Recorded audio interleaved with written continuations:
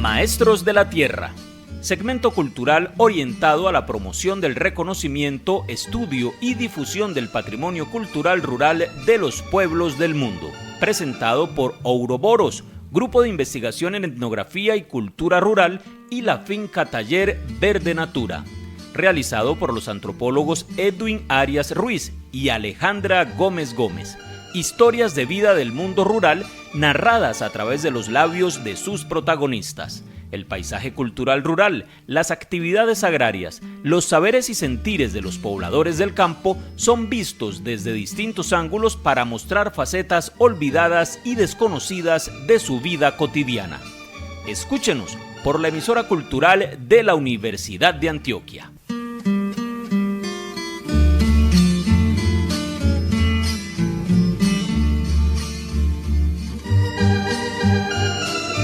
Cordial saludo para todos los que en estos momentos están en la sintonía de la emisora cultural Universidad de Antioquia. Al escuchar los continuos debates y discusiones que se suceden en los medios de comunicación, nos damos cuenta de que uno de los temas más candentes tiene que ver con el desplazamiento de las personas en sus distintas versiones. Estas versiones que van desde los éxodos rurales, los desplazamientos forzados por la violencia en sus distintas formas, los refugiados climáticos o las migraciones que implican como tal otras distintas causas. Son, en este caso, mareas humanas que se mueven por todos los continentes, por todos los países, dentro de los países y regiones. Si bien este es un fenómeno tan antiguo como el hombre, hoy en día se ha agudizado, como se han agudizado igualmente sus problemáticas. Los que han salido de sus sitios de origen en busca de nuevas posibilidades saben que nunca es una tarea fácil, y menos lograr una aceptación completa por los que están al otro lado. La integración en una nueva sociedad lleva tiempo, esfuerzos y sobresaltos.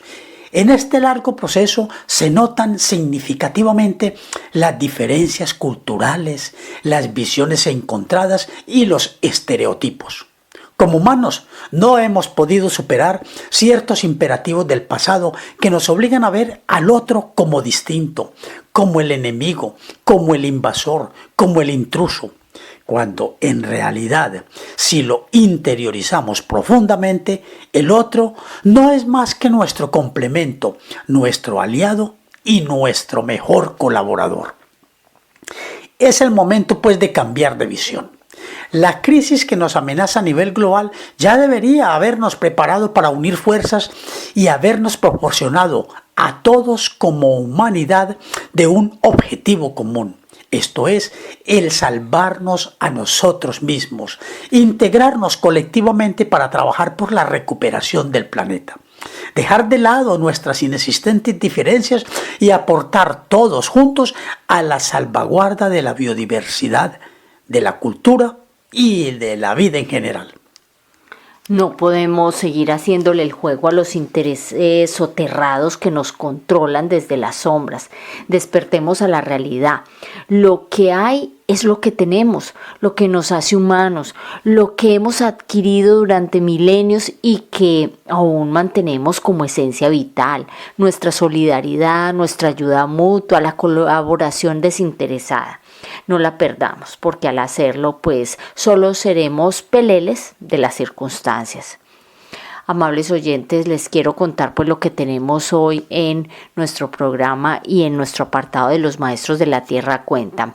Aquí vamos a seguir conversando con el señor Albert Morales y escucharemos pues la tercera y última parte de la charla que sostuvimos con él. Recordemos que nuestro invitado es ambientalista y escritor que en su momento impulsó con su trabajo las actividades del cuidado del medio ambiente a través de asociaciones como Amigos de la Tierra y sus programas radiales emitidos por Radio Nacional de Colombia.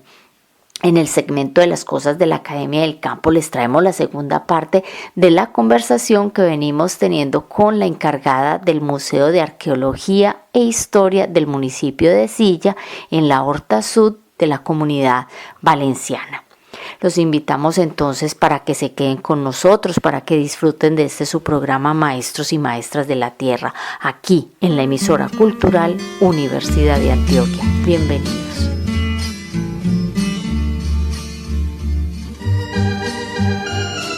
Los Maestros de la Tierra cuentan. A lo largo de nuestras vidas hemos conocido hombres y mujeres singulares que habitan en el mundo rural. Hemos compartido con ellos sus saberes y sus conocimientos, sus anécdotas y sus experiencias enriquecedoras sobre las actividades agrarias. Estos personajes maravillosos son los protagonistas de este programa. Ellos son los Maestros de la Tierra, memoria viva del mundo rural. Hoy en Los Maestros de la Tierra cuentan, seguimos entonces conversando con don Albert Ronald Morales. Recuerden que venimos sosteniendo una conversación en los 2 programas anteriores y hoy pues terminaremos de escuchar parte de esas experiencias que él nos ha compartido. Nuestro invitado es ambientalista y escritor y en su momento pues impulsó un trabajo muy importante con relación al cuidado del medio ambiente a través de asociaciones como Amigos de la Tierra y programas radiales que se emitían a través de la Radio Nacional de Colombia, que hoy en día don Albert pues sigue fomentando la práctica de la frutoterapia. Escuchemos. Antes de terminar, me gustaría que nos hablara un poco acerca de sus obras, de sus libros y dónde la gente los puede encontrar. Bueno, hay que decirle a todos tus oyentes que lo pueden encontrar en Colombia en todas las librerías. Pues ahí están las panamericanas, las nacionales y en todas las librerías más o menos buenas que hayan en las ciudades de Colombia.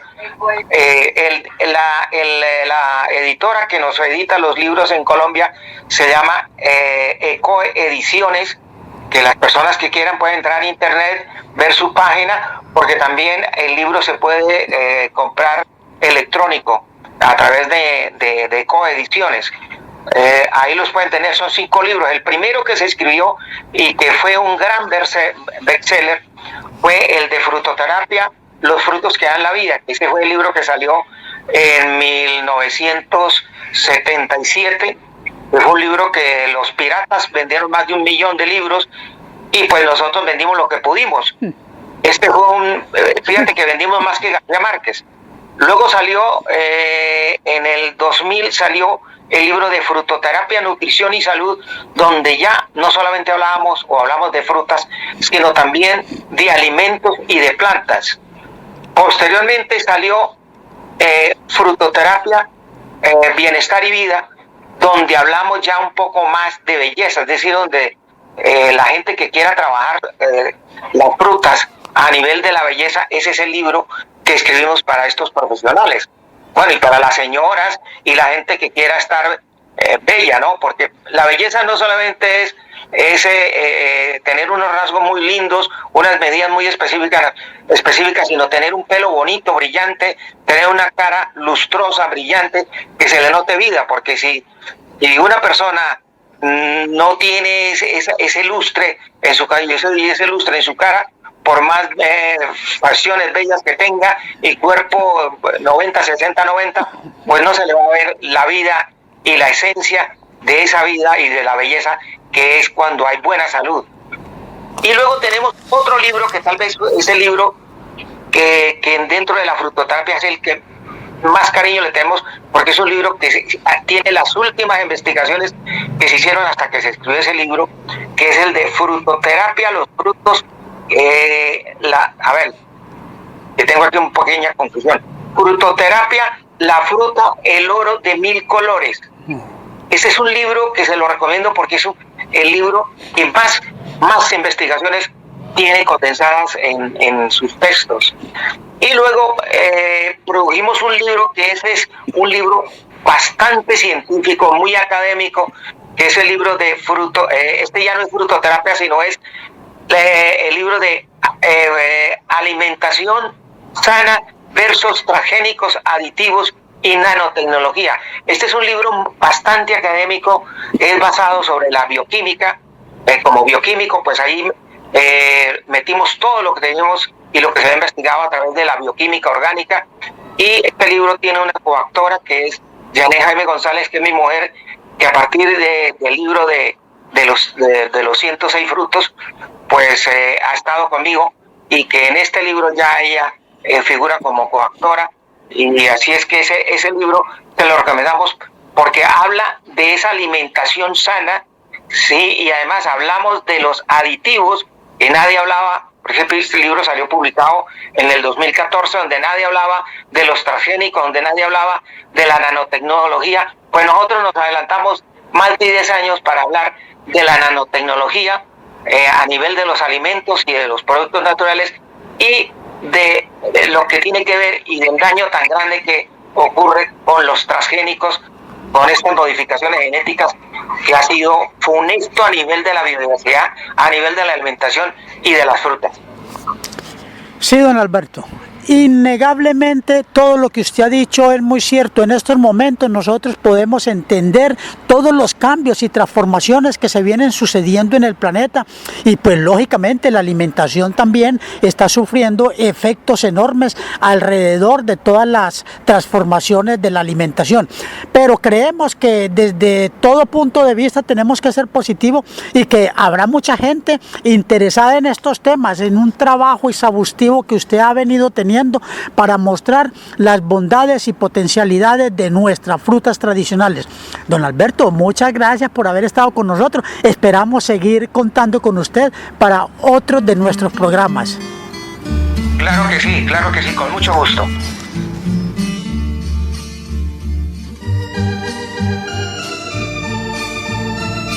De las cosas de la academia y el campo, reseñas de libros, entrevistas a docentes y profesionales vinculados con el sector rural, técnicas e innovaciones y demás actividades agrarias. Un diálogo de saberes entre el conocimiento académico y los saberes tradicionales.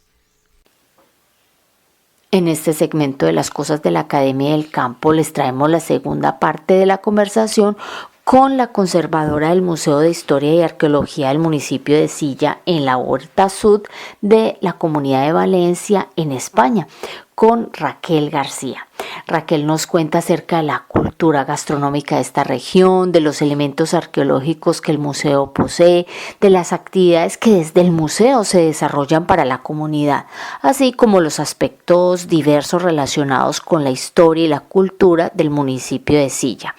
Escuchemos pues lo que nos cuenta Raquel García, licenciada en Historia del Arte de la Universidad de Valencia, con especialidad en gestión de museos, y quien trabaja como conservadora del Museo de Historia y Arqueología del municipio de Silla. Bueno, hay una serie de oficios tradicionales que están muy relacionados igualmente con la producción agropecuaria, y que incluso también otros que se salen exactamente de esa producción agrícola y pecuaria.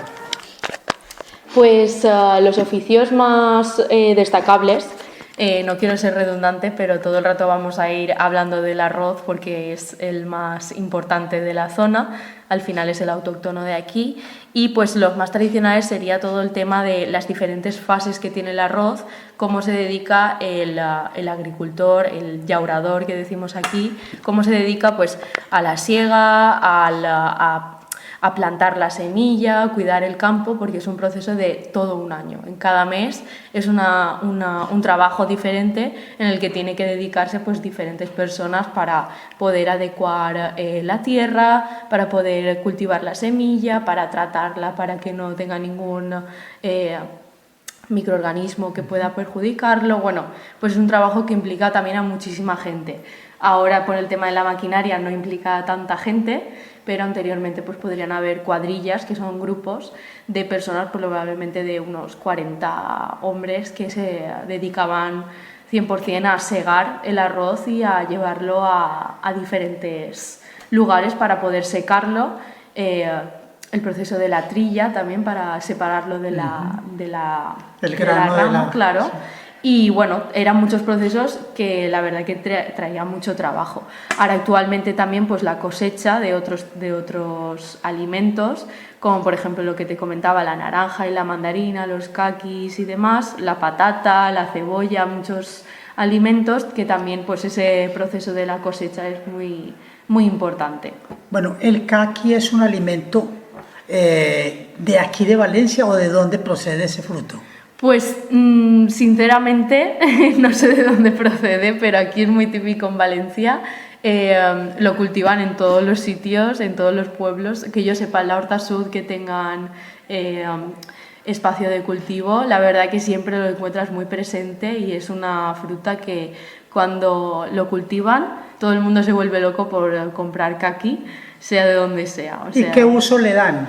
¿Cómo se consume? Como una fruta, es igual que te comes. O sea, ¿se consume fresco? Sí. ¿Y se hacen dulces o pues, qué más? Aquí en Silla, por ejemplo, no han producido ningún dulce con el caqui, no, creo que no hay ninguna tarta ni nada parecido, pero sí que es como una fruta normal, como un melocotón o cualquier cosa parecida, pues es una fruta así, de comértela, la pelas, te la comes. Sí, nosotros lo consumimos en Sagunto y nos pareció pues muy delicioso. Sí. Y es que más o menos como la contextura, como el melocotón y todo eso, es muy de parecido. los cuales se pueden hacer muchas conservas. Sí, pues aquí no se ha trabajado tanto el caqui, yo creo, y lo disfrutan simplemente con lo sencillo y poco más. Exacto. Bueno, la cerámica, Vale. ¿se trabaja? Actualmente no, en Silla, por ejemplo, no. La cerámica sí que es muy popular en otros municipios como en Manises o en Paterna, que es donde desde ya hace muchísimo tiempo se trabajaba. En época medieval es donde por excelencia existía la cerámica, ya sea de jarrones, de cántaros o incluso también de azulejos, que al final ha ido un poco evolucionando en el tiempo y en los azulejos valencianos típicos son los más importantes, vamos a decir, donde representan pues escenas regionales de Valencia con naranjas o con falleras o cosas parecidas. Y bueno, pero en sí ya no hemos tenido mucha producción de cerámica. Lo único, pues como os comentaba, la época romana sí que tenemos mucha producción de cerámica. Tenemos constancia de un horno de cerámica que estaba ubicado en el yacimiento del Mas de Baix, que es una de las excavaciones que hay en el pueblo.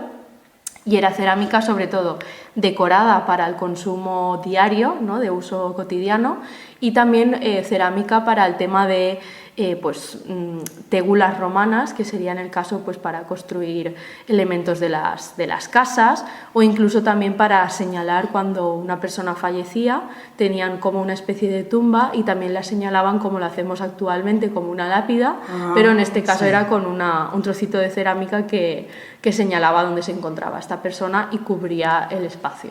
Pero actualmente sí, de cerámica poca.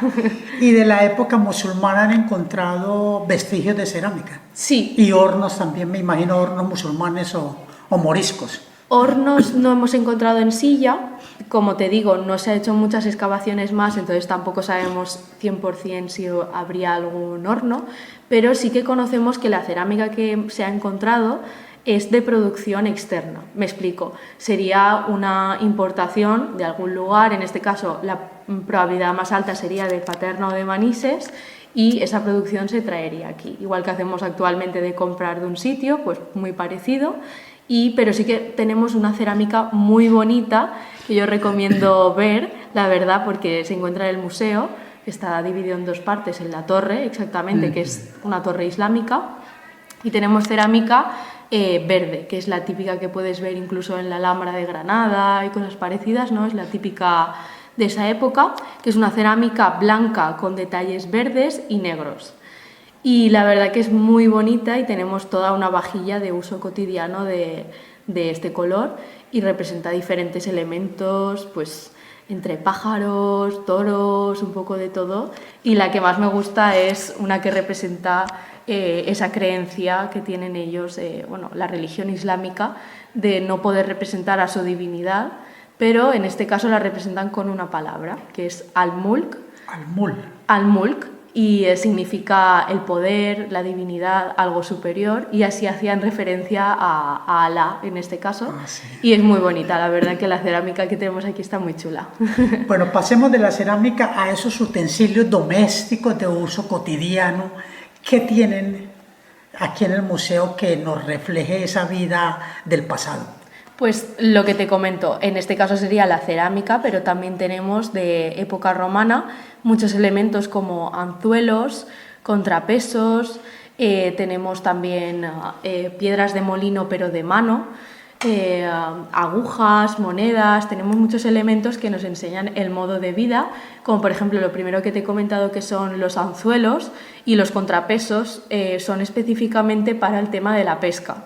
Entonces sabemos que no solo vivían del tema de cuidar a los animales, sino que también vivían de la pesca y de comer, pues básicamente aquello que pescaban, ¿no? También tenemos las monedas, que vemos un poco el modo de vida que tenían, y algunos accesorios como pulseras, collares, pendientes, anillos. Tenemos muchísimos que también nos dicen un poco el prestigio de la gente que estaba aquí viviendo en época romana. Después, ya en época islámica y en cristiana, lo que tenemos sobre todo es cerámica, lo que estamos hablando antes, pero vamos, sabemos un poco su modo de vida, sobre todo ya por los textos que nos han llegado, que son sobre todo las visitas pastorales. No sé si habéis escuchado alguna vez hablar de ellas, pero son unos libros que cuando ya pertenecía a una diócesis, formaba parte de la Iglesia, habían personas de la Iglesia que iban a los pueblos y revisaban todos los edificios eclesiásticos, por así decirlo, y hacían una descripción muy larga de todo lo que tenían. Y aquí sabemos pues que había un almacén con productos para el día a día, para la producción de alimentos, y también una almásera, que sería como, vamos a decir, para producir el vino. Exacto. O sea, el aceite, perdón. Exacto. Pues un poco así también tenemos constancia de eso, pero bueno, más antiguo ya no tenemos más herramientas, ya sería todo más reciente, del siglo XIX,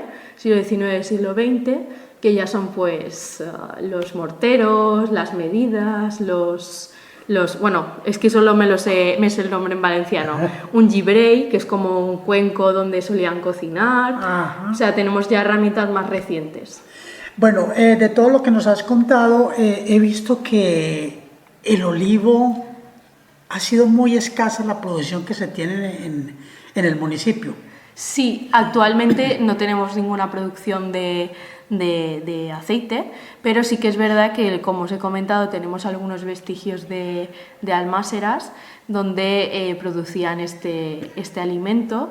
Lo que pasa que no sé si ha sido muy importante porque no lo hemos visto muy presente. No obstante, al encontrar diferentes espacios donde crear el aceite, puede ser que sí que estuviera presente en algún momento concreto, pero no sabemos exacto tampoco, porque al final, si no excavamos, no tenemos toda la información, entonces es muy difícil, pero supongo que sí que sería también, igual que los viñedos, serían muy importantes aquí en Silla en algún periodo concreto. Claro. Bueno, y de actividades pecuarias, ganadería, ¿qué han encontrado? Lo que hemos encontrado sobre todo es, gracias a la disposición de las casas, vamos a decir, de los romanos, sabemos que tenían un cuidado de esos animales, pues ya sea más tipo caballos o cabras o lo que fuese, tenían un cuidado de estos animales para poder producir también alimentos, más en la zona urbana que encontramos ahora en Silla. Después sí que sabemos de gente pues del siglo ya XIX-XX, pues sí que tenía pues sus granjas con sus animales, incluso en las casas pues era muy típico tener un corral en la parte de atrás para poder cuidar las gallinas o lo que fuese, pero yo, como siempre, lo miro todo desde la perspectiva histórica, vamos a decir, hasta que no tengas muchísimos vestigios no sabes. Pero bueno, al final España siempre ha sido en un periodo un lugar muy, vamos a decir, austero. Entonces esa producción desde la perspectiva de animales y tal ha estado muy presente en muchos periodos, sobre todo también por un poco la pobreza que ha habido. Sí. Y esos periodos un poquito más oscuros, pero ahora ya tenemos poco también. Ahora mencionabas esa influencia musulmana que ha dejado en el territorio y en el paisaje, sobre todo por las acequias de riego. ¿Qué se sabe sobre los sistemas de riego, tanto romanos como musulmanes, y qué ha quedado ahora? Pues actualmente tenemos, como os he comentado, las acequias y también algunos otros sistemas que son las senias, que es como un tipo de pozo, vamos a decir, donde mediante una noria impulsada por un animal podían extraer el agua, como si fuera un pozo, vamos a decir, muy similar, pero era también típico de las construcciones romanas e islámicas. Entonces todo esto nos ha llegado actualmente, las acequias sobre todo son las más utilizadas para el tema del regadío en los campos, pero también las senias están muy presentes ya que han generado como algún tipo de fuente, vamos a decir, donde muchos campos pueden extraer el agua y poder utilizarla para su regadío. Entonces tenemos muy presente toda la ingeniería que plasmaron en su momento para utilizarlo hoy en día. Mucha de la agua que nos llega hasta el pueblo también es gracias a esas construcciones. Bueno, hay una cosa importante que nos ha llamado poderosamente la atención a nosotros, y es que hay algunos sectores marcados con la señal del Camino de Santiago. Cuéntenos por qué y si por aquí, qué tipo de camino de peregrinación se hace. Pues aquí somos conocidos por el Camino de Santiago, también por el Camino del Cid, por diferentes caminos de peregrinaje, ya que Silla, no os lo he comentado antes, pero también fue importante en época romana porque por aquí pasaba la Vía Augusta.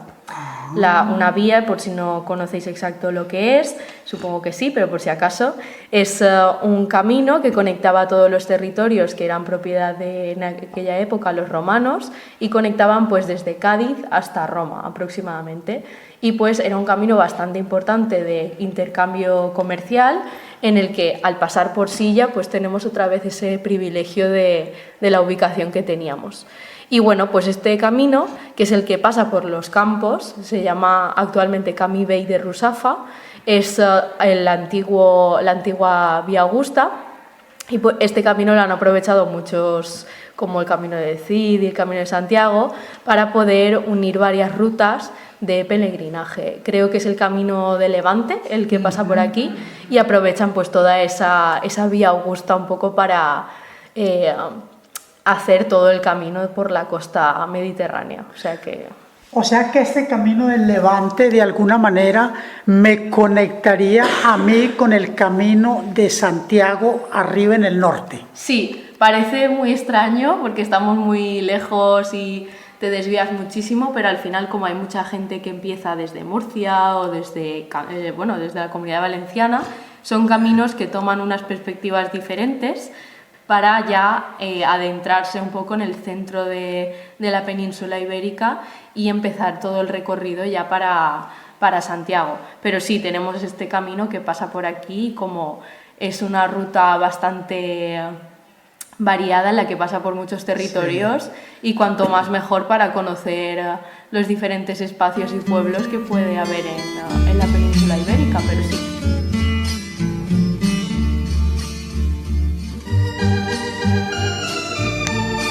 En el segmento del patrimonio lingüístico heredado de los maestros y maestras de la tierra, pues hoy tenemos dos palabras que aún se escuchan y que muchos de nosotros las seguimos utilizando. ¿Quién, por ejemplo, en algún momento de su vida ha utilizado la palabra cutupeto? Pues bien, este es un término que significa temor, miedo e inquietud, y lo decimos pues cuando en nuestras conversaciones hablamos, por ejemplo, de espantos, de brujas, del diablo. Es un término muy coloquial y muy utilizado pues como en esos contextos. Y la otra palabra que también es usada por muchos, sobre todo como en los bailes o en los trabajos que son agotadores o también en los velatorios, es penquearse o quedó penqueado. Esta palabra significa quedarse dormido, ya sea de la borrachera, del cansancio o de la pena. Algunas veces va acompañado del dicho: al que se duerma, lo trasquilamos. Fue un placer haber estado con todos ustedes, amables oyentes, en este segmento cultural de Maestros de la Tierra. Agradeceríamos mucho sus comentarios, sugerencias y participaciones. Pueden escribirnos al correo electrónico maestrosdelatierra@gmail.com. Si desean conocer más acerca de los temas que se han tratado, pueden buscarnos en las redes sociales como @Finca Taller Verde Natura o como @Ouroboros, Grupo de Investigación en Etnografía y Cultura Rural. Porque los maestros de la tierra son la memoria viva del mundo rural. Hasta pronto.